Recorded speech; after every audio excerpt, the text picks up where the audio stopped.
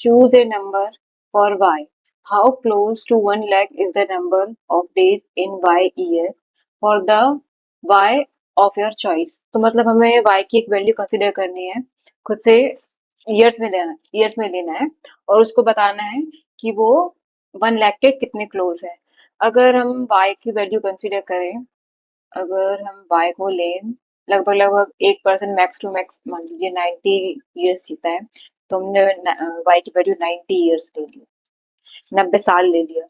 तो अब इसकी जो ये कितने डेज हो जाएंगे, तो डेज में कन्वर्ट करने के लिए ईयर को 90 से हम इसको मल्टीप्लाई कर देंगे, 365 डेज से मल्टीप्लाई कर देंगे। इसकी वैल्यू कितनी आ जाएगी, 32850 डेज।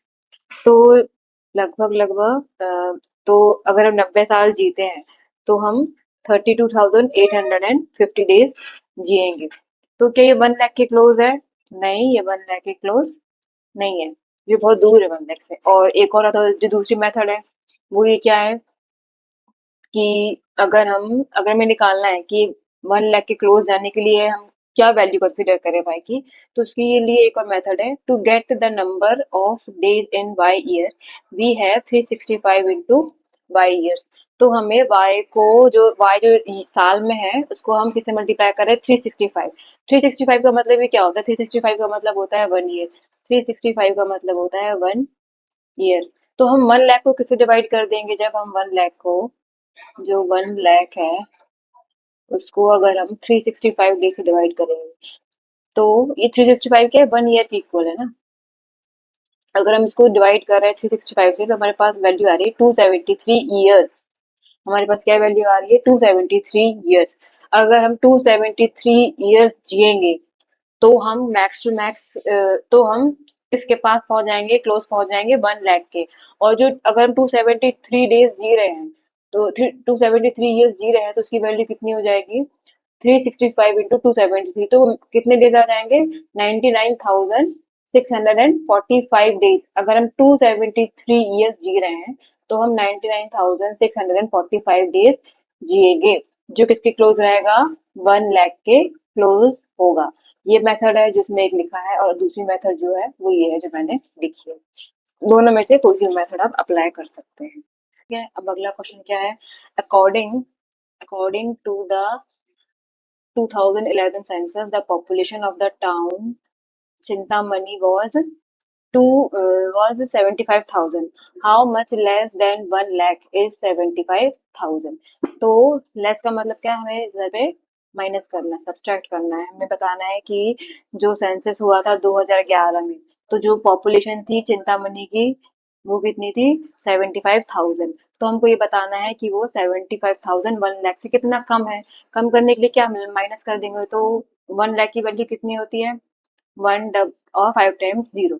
तो जब हम 1 लाख में से 75,000 माइनस करेंगे तो कितना आ जाएगा, 25,000। The population of Chintamani in 2011 was 25,000 less than the 1 lakh, जो 1 लाख से कितनी कम है, 25,000।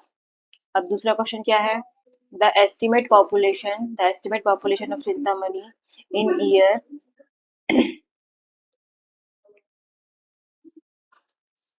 The estimate population of Chintamani in year 2024 is 1,06,000. So how much more than 1 lakh is 1,06,000? तो हमें बताना है कि जो उसकी पॉपुलेशन है 2024 में वो कितनी है, 1,06,000।